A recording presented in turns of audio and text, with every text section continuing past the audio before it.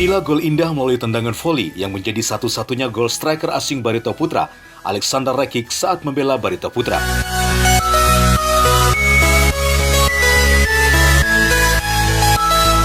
Gol ini diciptakan Rekik menyelesaikan umpan terukur Delvin Rumbino dalam laga uji coba di jamu Persib Bandung di Stadion Sijalak Harupat setahun silam.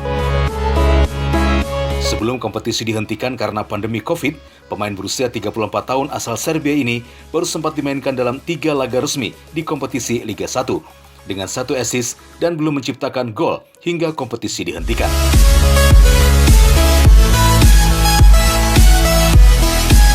Memasuki awal tahun 2021, kompetisi belum juga ada kejelasan. Kondisi ini membuat pemain yang sudah memperpanjang kontrak di Barito Putra akhirnya dipinjamkan untuk menjaga kebugaran di negaranya.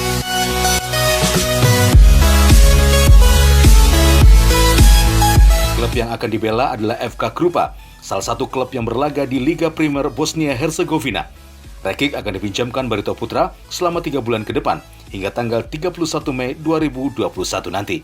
Dari Banjarmasin, Dirgantara, Kalsel 1net.